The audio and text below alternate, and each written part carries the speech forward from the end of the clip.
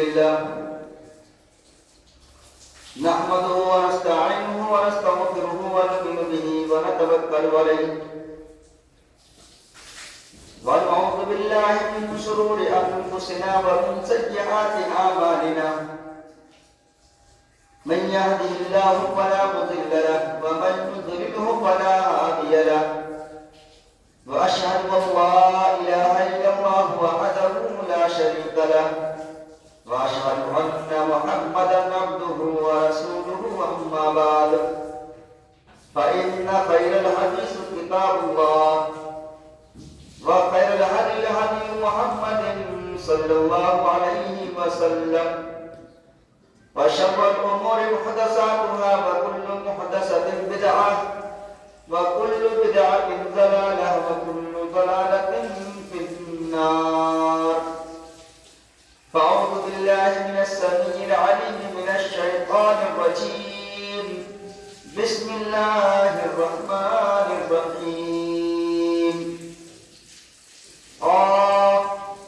والقرآن المجيد بل عجبوا أن جاءهم منذر منهم فقال الكافرون هذا شيء عجيب أإذا متنا وكنا ترابا ذلك رجع بعيد قد علمنا ما تنقص الأرض منهم وعندنا كتاب حفيظ بل كذبوا بالحق لما جاءهم فهم في أمر مريج أفلم ينظروا إلى السماء فوقهم كيف بنيناها وزيناها وما لها من فروج والأرض مددناها وألقينا فيها رواسي وأنبتنا فيها من كل زوج بهيج تبصرة وذكرى لكل عبد منيب ونزلنا من السماء ماء مباركا فأنبتنا به جنات وحب الحصيد والنخل باسقات لها طلع نضيد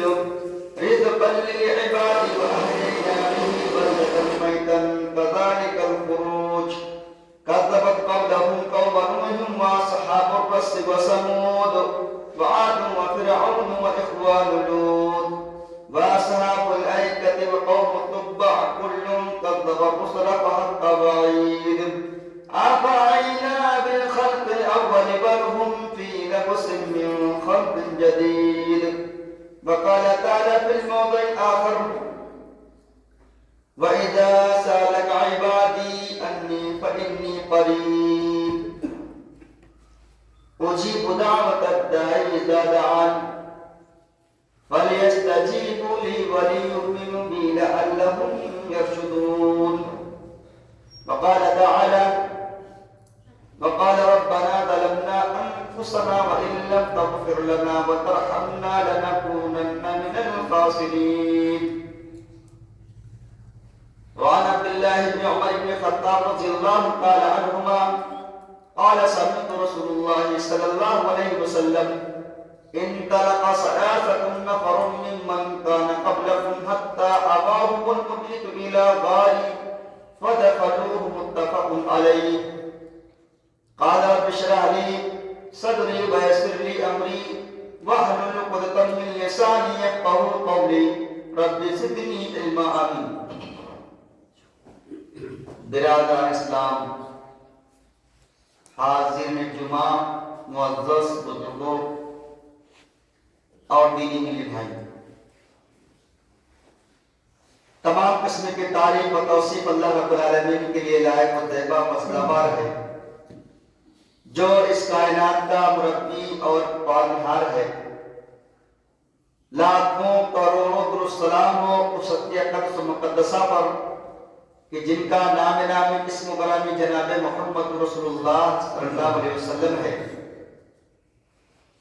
وہ ذات بارکہ مطہرہ کہ اللہ رب العالمین نے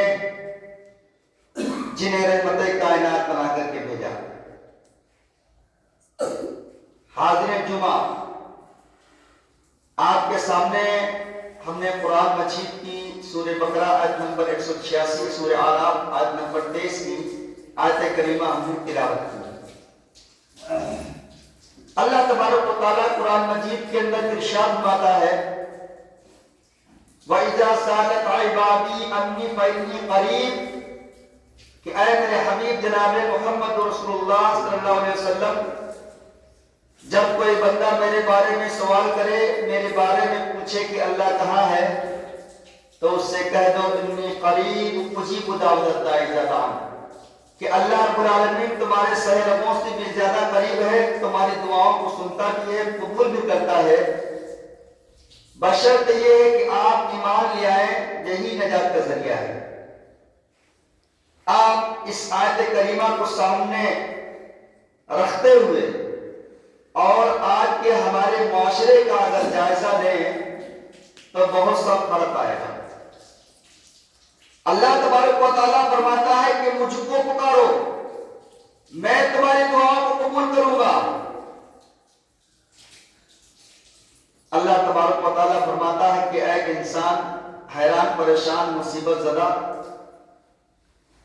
ادھر جاتا ہے ادھر جاتا ہے، اس کو کوئی آرام نہیں ملتی ہے، اس کو کوئی سکون نہیں ملتا ہے، وہ اللہ رب العالمین کی بارگاہ میں آ جاتا ہے، گریہ وزاری کرتا ہے اور کہتا، اللہ تبارک و تعالیٰ اپنے فرشتوں کو بلاتا اور کہتا ہے فرشتوں آج یہ میرا بندہ میرے سامنے گریہ وزاری کر رہا ہے، آئے فرشتوں تم گواہ رہنا، اس کے ہاتھ بعد میں گریں گے، اس کی دعا کو ہم پہلے قبول کر لیں گے۔ یعنی اللہ رب العالمین اتنا بڑا غفور رحیم ہے اپنے مومن بندوں کے اوپر، اور آدم علیہ السلام سے لے کر کے اور آخری نبی جناب محمد رسول اللہ صلی اللہ علیہ وسلم تک جتنے نبی اور رسول آئے ہیں، اگر ان کو کوئی پریشانی لاحق ہوئی، مصیبت سے دوچار کیے گئے، تو انہوں نے اللہ کے در کو چھوڑ کر کے کسی کے در میں نہیں گئے، اور جو انسان اللہ کے در کو چھوڑ دیتا ہے وہ زندگی بھر وہ در در کی ٹھوکریں کھاتا ہے۔ اگر آپ کو یقین نہ ہو تو آپ مشاہدہ کر لیجیے، اس کو چین نہیں ہے، اس کو سکون نہیں ملتا ہے۔ کیوں سکون نہیں ملتا ہے؟ کیونکہ اس نے اللہ کے در کو چھوڑ دیا ہے، اس وجہ سے اس کو کوئی راحت، اس کو جو ہے سکون نہیں ملتا ہے۔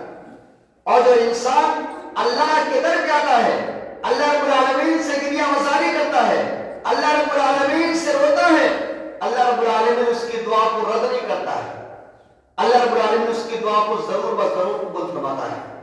جب اللہ رب العالمین نے آدم اور حوا علیہ السلام کو جنت سے نکال دیا گیا، وجہ کیا تھی؟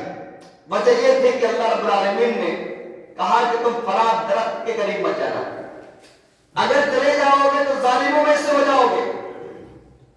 چلے گئے، ان سے غلطی ہوگی، اب ان کو پچھتاوا ہوگا۔ آدم اور حوا علیہ السلام سے غلطی ہوئی، ان کو پچھتاوا ہوا۔ آج ہم نہ جانے کتنے گناہ کرتے ہیں، ہمیں کوئی پچھتاوا نہیں، ہمیں کوئی فکر نہیں ہے کہ ہم اس دنیا کے اندر رہ کر کے ہم گناہ کر رہے ہیں۔ اور آدم علیہ السلام اور حوا علیہ السلام کو فوراً احساس ہوا کہ آج جو ہم جنت سے نکالے گئے ہیں اس کی وجہ یہی ہے کہ ہم نے اللہ رب العالمین کی بات کو نہیں مانا، اس وجہ سے اللہ رب العالمین نے مجھ کو جنت سے نکال دیا۔ میرے بھائیوں، اگر کوئی انسان اللہ کی بات کو نہیں مانے گا تو کیا اللہ رب العالمین اس کو سزا نہیں دے گا؟ جیسے کہ آدم اور حوا علیہ السلام کو۔ اور پھر اللہ رب العالمین رحمان اور رحیم ہے، اللہ رب العالمین سے زیادہ اس دنیا کے اندر کوئی بندہ کتنا سے بڑا انسان کیوں نہ ہو جائے، کتنا دولت مند کیوں نہ ہو جائے، اللہ سے زیادہ کوئی رحمان اور رحیم نہیں ہے، چاہے وہ ماں ہو چاہے وہ باپ ہو۔ اللہ رب العالمین نے آدم اور حوا علیہ السلام کو جب دیکھا تو آدم اور حوا علیہ السلام سے اللہ رب العالمین نے کہا بھائی تم کیوں رو رہے ہو، کیا تکلیف ہے؟ کیونکہ اللہ رب العالمین تو جانتا ہے، جیسے کوئی انسان گناہ کرتا ہے تو ایک انسان دیکھتا ہے، پھر بھی اس بات کو ریپیٹ کرتا ہے کہ آپ ایسا کیوں کر رہے ہیں، یعنی دیکھنے کے باوجود اللہ رب العالمین ان کی بات کو دہرا رہا ہے، ان کی زبانی سے کہلوا رہا ہے، کیوں رو رہے ہو؟ آدم اور حوا علیہ السلام نے کہا اللہ نے تیری بات کو نہیں مانا، اسی وجہ سے مجھ کو پچھتاوا ہوا، اسی وجہ سے میں رو رہا ہوں۔ اللہ رب العالمین نے کہا کہ دیکھو میں آپ کو ایک بات بتاتا ہوں، اگر وہ الفاظ کہہ لو گے تو ہم تمہارے گناہوں کو معاف کر دیں گے۔ اور وہ الفاظ کیا ہیں؟ اللہ تبارک و تعالیٰ سورہ اعراف آیت نمبر 23 اللہ تبارک و تعالیٰ فرماتا ہے وَقَالَ رَبَّنَا ظَلَمْنَا أَنفُسَنَا وَإِن لَّمْ تَغْفِرْ لَنَا وَتَرْحَمْنَا لَنَكُونَنَّ مِنَ الْخَاسِرِينَ۔ آدم اور حوا علیہ السلام نے کہا اللہ ہم نے ظلم کیا ہے۔ ہم نے کہاں ظلم کیا ہے؟ کسی انسان کے اوپر نہیں، کسی چرندوں پرندوں کے اوپر نہیں، کسی درخت کے اوپر نہیں، کسی پہاڑ اور پودے کے اوپر نہیں۔ اے اللہ اگر ہم نے ظلم کیا ہے تو اپنے نفسوں کے اوپر ظلم کیا ہے۔ نفسوں سے مراد یہاں پر آدم اور حوا ہے۔ اے اللہ اگر تو میری مغفرت نہیں کروائے گا، اے اللہ اگر تو مجھ کو معاف نہیں کرے گا تو ہم گھاٹا اٹھانے والوں میں سے ہو جائیں گے۔ اللہ رب العالمین نے ان کی فوراً دعا کو قبول کیا، ان کے جو گناہوں کو معاف کر دیا۔ ہائے کوئی پکارنے والا ہے۔ میرے بھائیوں، آج کوئی بھی انسان اس دنیا کے اندر جب اسلام کے اندر جب داخل ہوتا ہے تو اس کو سب سے پہلے توحید کی بات سکھائی جاتی ہے۔ اللہ ایک ہے، اللہ کے سوا کوئی معبود نہیں ہے، دنیا کو چلانے والا، روزی روٹی دینے والا، ہوا پانی دینے والا، جتنی ساری دنیا کے اندر جو چیزیں ہیں وہ اللہ کے علاوہ کوئی دے نہیں سکتا ہے۔ یہی توحید ہے، اللہ کو ایک ماننا، اللہ کو ایک جاننا، اللہ کو خالق سمجھنا۔ اور اگر کوئی یہ سمجھے کہ اللہ کے علاوہ کوئی دوسرا دے سکتا ہے تو آپ سمجھ لیجئے کہ وہ انسان توحید پرست نہیں ہے، وہ توحید کی بات کو سمجھا ہی نہیں ہے۔ تو میرے بھائیوں، میں عرض یہ کر رہا تھا کہ آدم اور حوا علیہ السلام سے غلطی ہوئی، فوراً انہوں نے اللہ رب العالمین سے معافی تلافی کی۔ آج ہم کیا معافی تلافی کرتے ہیں؟ ہم کیا 5 وقتہ نماز ہم پڑھتے ہیں؟ کیا ہم اللہ رب العالمین سے دعائیں خیر کرتے ہیں؟ جب کوئی آفت، کوئی مصیبت، کوئی پریشانی لاحق ہوتی ہے تو انسان اللہ کو پکارتا ہے، اور جب انسان کے اندر خوشحالی آتی ہے تو وہ پھر اللہ کا نام نہیں دیتا ہے، تو غیر کا نام دیتا ہے۔ اور جیسے ہی مصیبت آپ پر ٹوٹ پڑی فوراً اللہ نے یہ کام کیا۔ اگر کسی کے وہاں خوشحالی ہو گئی، لڑکا آ گیا، فلاں صاحب نے لے لیا، اگر اس کا انتقال ہو گیا تو اللہ نے لے لیا۔ یہ کون سی بات ہے؟ آج اسی توحید کو ہم سمجھ نہیں پا رہے ہیں، اور اسی کو توحید کے لیے اللہ کے آخری نبی جناب محمد رسول اللہ صلی اللہ علیہ وسلم اس کائنات کے اندر تشریف لائے، اور جتنے صحابہ کرام آئے، جتنے نبی اور رسول آئے، سب نے توحید کی بات کہی۔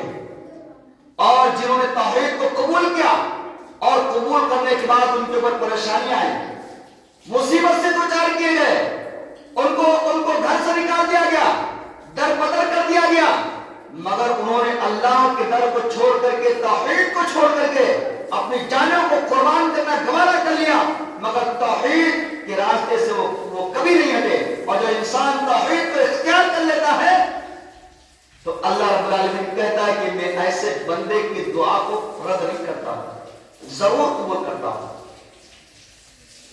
سورہ مجادلہ 28واں پارہ، اللہ تبارک و تعالیٰ فرماتا ہے قد سمع اللہ قول التي تجادلك في زوجها وتشتكي الى الله والله يسمع تحاوركما ان الله سميع بصير۔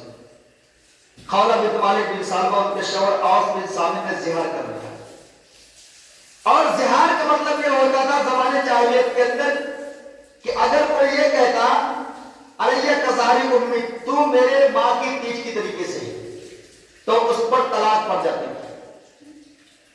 خولہ بنت مالک بن سالبہ دوڑی صحابہ کرام کے پاس گئی اور کہا وہ صحابیوں میرے شوہر نے زہار کر لیا ہے، کیا میں دوبارہ اپنے شوہر کے پاس جا سکتی کہ نہیں جا سکتی؟ صحابہ کرام نے کہا یہ تمہارے شوہر کی غلطی ہے، میں کچھ نہیں بتا سکتا۔ کہا وہ صحابی ویسا نہ کہو، میں حیران پریشان، نہ کوئی کمانے والا نہ کوئی کھلانے والا، کوئی پرسانی حال نہیں، میرے والدین کا بھی انتقال ہو گیا، کوئی پرسانی حال نہیں ہے۔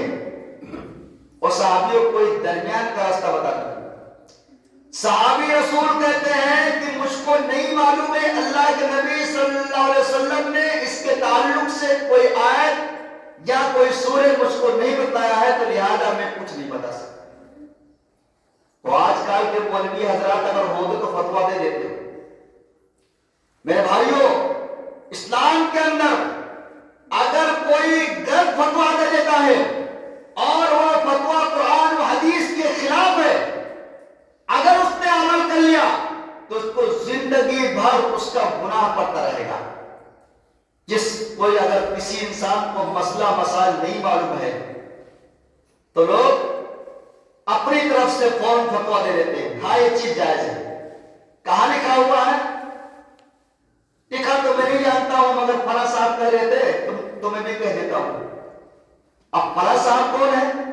میرے بھائیوں، مسئلے کی دلیل ہونی چاہیے، اور جس چیز میں دلیل نہیں اس بات کو مانا نہیں جا سکتا ہے۔ تو اگر کوئی بغیر دلیل کے فتویٰ دیتا ہے اور اگر قرآن و حدیث کے خلاف ہے، صحابہ رسول کہتے ہیں مجھ کو نہیں معلوم، یہ بھی ایک عقل مندی کی بات ہے۔ اگر کوئی سی چیز کو اگر کوئی انسان راستہ پوچھے اور وہ کہہ دے بھائی یہ راستہ ہم کو نہیں معلوم، وہ انسان دوسرے سے پوچھ سکتا ہے، اور وہ انسان اگر اس کو راستہ بتا دیتا ہے، اس کو نہیں معلوم ہے، وہ انسان چلا جاتا ہے، جاننے کے بعد وہ جا کر پوچھتا ہے تو اس کو بہت غصہ آتا ہے کہ دیکھو راستہ نہیں معلوم، غلط راستہ بتا دیا، ٹائم میرا برباد ہو گیا۔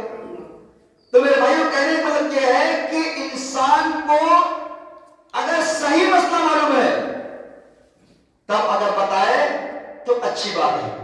تو صحابی رسول کہتے ہیں مجھ کو نہیں معلوم۔ خولہ بنت مالک بن سالبہ دوڑی دوڑی مسجد نبی میں جاتی ہیں، اللہ کے نبی صلی اللہ علیہ وسلم کا دروازہ کھلتا ہے، اللہ کے نبی صلی اللہ علیہ وسلم تشریف لاتے ہیں، اللہ کے نبی صلی اللہ علیہ وسلم کہتے ہیں کیا ہوا؟ خولہ بنت مالک بن سالبہ کہتی ہیں اے اللہ کے رسول، میرے شوہر نے زہار کر لیا، کیا میں دوبارہ اپنے شوہر کے پاس جا سکتی کہ نہیں جا سکتی؟ اللہ کے نبی جناب محمد رسول اللہ صلی اللہ علیہ وسلم نے فرمایا یہ تمہارے شوہر کی غلطی ہے، میں اس کے تعلق سے میں کچھ نہیں بتا سکتا۔ کہا اللہ کے نبی میرے پاس چھوٹے چھوٹے بچے ہیں، ننھے منھے بچے ہیں، نہ کوئی کمانے والا نہ کوئی کھلانے والا، اللہ کے رسول کوئی درمیان کا راستہ بتا دیں۔ بہت آس اور امیدوں کو لے کر کے میں آپ کے پاس حاضر ہوں۔ اللہ کے نبی صلی اللہ علیہ وسلم نے کہا کہ ابھی اس کے تعلق سے کوئی آیت نازل نہیں ہوئی، میں اپنی طرف سے میں کچھ نہیں بتا سکتا۔ اللہ کے نبی نے دروازے کو بند کر لیا۔ خولہ بنت مالک بن سالبہ کے دل کے اوپر چوٹ پڑی اور کہا اللہ تیرے نبی کا بھی دروازہ بند ہو چکا ہے، مگر تیرا آخری دروازہ کھلا ہوا ہے۔ مسجد نبوی میں سب رکھتی ہیں، اللہ رب العالمین سے گریہ وزاری کرتی ہیں، کہتی اللہ تیرے نبی کا بھی دروازہ بند ہو چکا ہے، میں جاؤں تو میں کدھر جاؤں؟ میرے پاس چھوٹے چھوٹے بچے ہیں، ننھے منھے بچے ہیں، نہ کوئی کمانے والا نہ کوئی کھلانے والا، کوئی پرسانے حال نہیں ہے۔ اللہ رب العالمین کو جلال آ جاتا ہے کہ ایک بندی نے مجھ کو پکارا ہے، آنکھوں سے آنسو مطلب بھر گئی، آنکھ سے آنسو جھرنے لگے۔ اللہ رب العالمین نے سورہ مجادلہ کو نازل کرنا شروع کر دیتا ہے۔ اللہ تبارک و تعالیٰ فرماتا ہے قد سمع اللہ قول التی تجادلک فی زوجها وتشتکی الی اللہ واللہ یسمع تحاورکما ان اللہ سمیع بصیر۔ تحقیق کہ اللہ رب العالمین نے اس عورت کی بات کو سن لی جو عورت اللہ کے نبی صلی اللہ علیہ وسلم سے لڑ اور جھگڑ رہی تھی۔ اللہ رب العالمین دیکھنے والا ہے اور سننے والا ہے۔ میرے بھائیوں ذرا غور کیجئے کہ ایک عورت کی دعا کی وجہ سے اللہ رب العالمین نے تا قیامت تک آنے والی خواتین کے لیے مسئلے کو بدل دیا، مسئلے کو چینج کر دیا، اور کہا اگر کوئی اب اس کے بعد کوئی شوہر اپنی بیوی کو زہار کرتا ہے تو اس کو 60 مسکینوں کو کھانا کھلانا پڑے گا، یا 60 دن اس کو روزے رکھنے پڑیں گے یا ایک غلام آزاد کرنا پڑے گا؟ ایک عورت کی وجہ سے، ایک خاتون کی وجہ سے۔ میرے بھائی یہ کون لوگ تھے؟ یہ لوگ توحید والے تھے۔ آج اگر ہمارے خواتین کا اگر کوئی مسئلہ ہو جائے، یہ درگاہ وہ درگاہ فلاں درگاہ، یہاں سے نہیں ٹھیک تو وہاں سے، وہاں سے نہیں ٹھیک تو وہاں سے۔ میرے بھائیوں یہ جو شرک جو مسئلہ ہوتا ہے وہ خواتین سے بہت جلدی آ جاتا ہے۔ خواتین ایک دروازہ ہے، اور جب خواتین جب ایسا کرنے لگتی ہیں تو پورا گھر اس میں شامل ہو جاتا ہے۔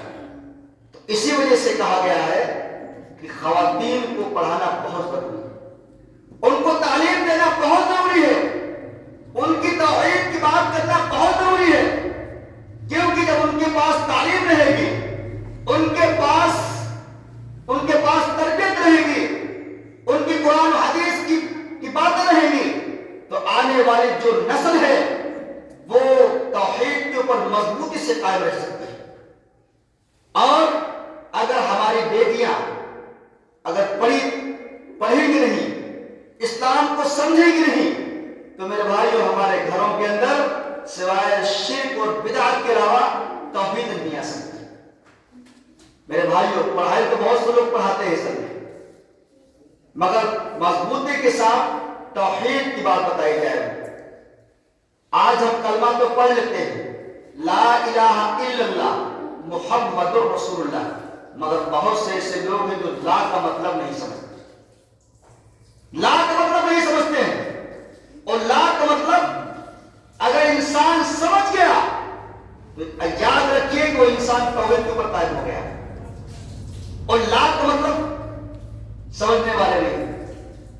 تو میرے بھائی لا کا مطلب انکار، نہیں کوئی معبود اللہ کے سوا اور محمد اللہ کے رسول۔ سب لوگ کلمہ پڑھتے ہیں مگر میرے بھائیوں اس پر عمل کرنے والا کوئی نہیں۔ آج اسی وجہ سے ہم آج شرک اور بدعت اور خرافات میں ہم لت پت گئے۔ یہ شعبان کا مہینہ ہے میرے بھائیوں، بہت سے ایسے اس شعبان کے مہینے میں خرافاتیں ہیں، حلوہ ملیدہ روزے جو قرآن و حدیث سے ثابت نہیں ہیں وہ بھی لوگ کرنے کے لیے تیار رہتے ہیں اس میں۔ میرے بھائیوں میں اپنے بھائیوں سے، بزرگوں، دوستوں سے اور میں ماں اور بہنوں سے میں پرخلوص گزارش کرتا ہوں کہ اگر آپ کو روزہ رکھنا ہے تو آپ ایک اچھے عالم سے اس کا مسئلہ پوچھیں کہ یہ چیز جائز ہے کہ نہیں ہے، یہ میں کر سکتی ہوں کہ نہیں کر سکتی ہوں۔ میرے بھائیوں ضروری ہے کہ آج ہمارے معاشرے کے اندر بہت سے ایسے لوگ ہیں جو مسئلے مسائل سے ناواقف ہیں، ان کو پوچھنا چاہیے۔ ہم دنیا کے اندر جو کاروبار کرتے ہیں، ہم لوگوں سے پوچھتے ہیں کہ یہ چیز میں دکان کھولنے جا رہا ہوں، آپ اس چیز میں ماہر ہیں، بتائیے ہم کیسے کیا کریں۔ انسان اپنے لیے پوچھ سکتا ہے، اس تھوڑی سی زندگی کے لیے انسان دوسرے سے مشورہ لے سکتا ہے، اور وہ جو ایسی زندگی ہے وہ کئی ہزار سال تک رہے گی، اس کے بارے میں ہم کسی عالم سے نہیں پوچھ سکتے۔ شرم آتی مولوی صاحب، اتنا بڑا ہو گیا ہوں، لوگ کیا کہیں گے ابھی، اتنے بڑے آدمی آپ کا مسئلہ پوچھنے کے لیے آتے ہیں۔ بعض لوگ ہوتے ہیں ایسا لوگ ہوتے ہیں کہ ان کو شرم آتی میرے بھائی۔ لا اکراہ فی الدین، دین کے اندر کوئی زبردستی بھی نہیں ہے اور دین کے اندر شرم بھی نہیں کرنا چاہیے۔ اور ایسے عالموں کو بھی ہونا چاہیے کہ اگر مسئلہ معلوم ہے تو آپ بتائیے، نہیں معلوم ہے تو کسی سے پوچھ کر کے بتائیے۔ یہ ساری چیزیں میرے بھائیوں، یہ جو 4 چیزیں ہیں یہ بنیادی چیزیں ہیں۔ پہلی چیز یہ ہے کہ جب ہم توحید والے بنیں گے، حق والے بنیں گے، تو اللہ رب العالمین ہماری دعا کو رد نہیں کرتا ہے۔ اللہ کے نبی صلی اللہ علیہ وسلم کی حدیث ہے کہ اگر کوئی مومن بھائی پریشان زدہ ہے، مصیبت میں پریشان حال ہے، اللہ کے نبی صلی اللہ علیہ وسلم کی حدیث ہے کہ اس کو غائبانہ طور سے پیٹھ کے پیچھے اس کے لیے دعائے خیر کرے، اور اگر کوئی انسان اس کے لیے دعائے خیر کرتا ہے، اللہ کے نبی نے فرمایا صلی اللہ علیہ وسلم کہ فرشتے اس کی دعا کے اوپر آمین کہیں، اور جس کی دعا کے اوپر فرشتے آمین کہیں اللہ رب العالمین اس کے دعا کو رد نہیں کرتا ہے۔ مگر میرے بھائیوں ایک بات اور ذرا سوچ لیں کہ آج ہمارے معاشرے کے اندر نفرت، بغض، عداوت، کینہ، کپٹ، حسد، یہ بہت ساری ایسی چیزیں ہیں جو ہمارے جسموں کو جکڑ لیا ہے. یہ ایک بیماری پیدا ہو گئی ہے امت مسلمہ کے اندر، اور یہی چیز بہت خطرناک ثابت ہو رہی ہے. اللہ رب العالمین نے جس کو مال سے نوازا ہے، انسان محنت کر رہا ہے، رات دن بھاگ دوڑ رہا ہے، اللہ رب العالمین اس کو دے رہا ہے. آج لوگ حسد کرتے ہیں، کیوں؟ برباد ہو جائے، چھین جائے، میں خوش ہو جاؤں. ایسے ایسے میرے بھائیوں ہمارے معاشرے کے اندر لوگ پڑے ہوئے ہیں. جب ایسی چیزیں ہمارے سینوں کے اندر رہیں گی تو کیا اللہ رب العالمین ہماری دعا قبول کرے گا؟ بالکل نہیں قبول کرے گا. اللہ کہتا ہے کہ دعا کے لیے شرط یہ ہے کہ انسان اپنے دلوں کو صاف رکھے، اپنے بھائی کو بھائی سمجھے. اور جب یہ بغض، عداوت، کینہ، حسد، کپٹ، یہ ساری چیزیں جب نفرتیں جب ہمارے معاشرے سے ختم ہو جائیں گی تب اللہ تبارک و تعالیٰ کی مدد آئے گی. ہم کتنا ہی نماز پڑھ لیں، کتنا ہی روزہ رکھ لیں، مگر میرے بھائیوں میرا اگر دل صاف نہیں ہے، ہمارا دل اپنے بھائیوں سے نفرت میں مبتلا ہے، بغض عداوت میں بھرا پڑا ہوا ہے، تو یاد رکھیے کہ کوئی بھی اچھے اعمال قابل قبول نہیں. کیونکہ جب انسان اللہ رب العالمین کے سامنے گریہ وزاری کرتا ہے، اس کے آنکھوں سے جب آنسو بہتے ہیں تو انسان کو احساس ہوتا ہے کہ واقعی میں اللہ کے سامنے میں رو رہا ہوں. وہ دنیا بھول جاتا ہے کہ ہمارا کیا ہے، ہمارا مکان، ہمارا دکان، ہمارا کاروبار، اس کو کچھ نہیں دکھائی دیتا ہے، بس اس کو صرف اللہ دکھائی دیتا ہے، کیونکہ اس کے اپنے آنکھوں کی قیمت کو وہ سمجھتا ہے کہ آج یہ میرے آنسو جو ہیں وہ اللہ کے سامنے گر رہے ہیں، اور اللہ رب العالمین کے سامنے ہم کو حاضر ہونا ہے. یہ مال، یہ دولت، یہ ساری چیزیں پراپرٹی یہی سب رہ جائے گی. اللہ رب العالمین نے انسان کو دنیا کے اندر بھیجا ہے اپنی عبادت کے لیے. عبادت بھی کیجیے، کاروبار بھی کیجیے، محنت بھی کیجیے، آپ مسجد مدرسے میں تعاون بھی کریں، اچھے اخلاق کے ساتھ پیش آئیے. یہی تو اسلام سکھاتا ہے. آج غیر لوگ اسلام قبول کیوں کرتے ہیں؟ ایک صاحب نے کہا کہ آج ہمارے ہندوستان میں بلکہ پوری دنیا کے اندر آپ دیکھ لیجئے کہ اسلام ایک ایسی خوبصورت چیز کا نام ہے، اگر کوئی یہاں پر کوئی فقیر انسان بیٹھ جائے گا تو کسی کے اوقات نہیں ہے کہ اس سبزی والے کو اٹھا کر پیچھے کر دے. یہی اسلام ہے. اگر بادشاہ بھی آتا ہے، سب پوری ہیں، راجہ بھی آ جاتا ہے تو اس کو پیچھے کھڑا ہونا پڑے گا. یہی اسلام کی خوبصورتی ہے. اور ادیان میں دیکھ لیجئے، پیچھے سے آ کر کے اس کو پوجا پاٹ کرا کر کے نکال دیتے ہیں. مگر اسلام کی خوبصورتی جب لوگوں نے سمجھا کہ ایک غریب انسان اگر اول صف میں بیٹھا ہوا ہے تو دنیا کی کوئی طاقت نہیں کہ اس کو اٹھا کر کے پیچھے کر دے اور پیچھے کو آگے کر دے. جب لوگوں نے اس چیز کو سمجھا، لوگ جو اسلام قبول کرنا شروع کیے. جو چیز اس اسلام کے اندر ہے وہ کسی ادیان میں نہیں ہے. تو میرے بھائیوں میں بات یہ کر رہا تھا، توحید سے دعا قبول کی. اگر انسان توحید والا ہے تو اللہ رب العالمین اس پہ دعا کو رد نہیں کرتا ہے. اللہ سے دعا ہے کہ اللہ ہمیں نیک عمل کرنے کی توفیق عطا فرما. اللہ جو پریشان حال ہے اللہ ان کی پریشانی دور فرما. اللہ جو بیمار حال ہے اللہ ان کو شفا عطا فرما. آمین وآخر دعوانا الحمدللہ رب العالمین. بارک اللہ لنا ولکم تقدم ونفعنا وإياكم بالآيات والذكر الحكيم إنه تعالى جواد كريم مجيد الرحيم.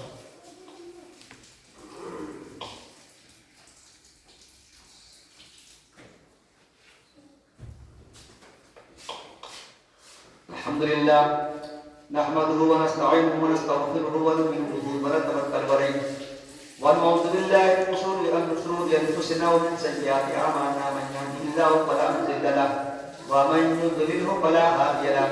واشهد ان لا اله الا الله وحده لا شريك له واشهد ان محمدا عبده ورسوله. اما بعد فان خير الحديث كتاب الله وخير الهدي هدي محمد صلى الله عليه وسلم وشر الأمور محدثاتها وكل محدثة بدعة وكل بدعة ضلالة وكل ضلالة في النار. أعوذ بالله من الشيطان الرجيم. بسم الله الرحمن الرحيم. إن الله وملائكته يصلون على النبي يا أيها الذين آمنوا صلوا عليه وسلموا تسليما. اللهم صل على محمد وعلى آل محمد كما صليت على إبراهيم وعلى آل إبراهيم إنك حميد مجيد. اللهم بارك على محمد وعلى آل محمد كما باركت على إبراهيم وعلى آل إبراهيم إنك حميد مجيد.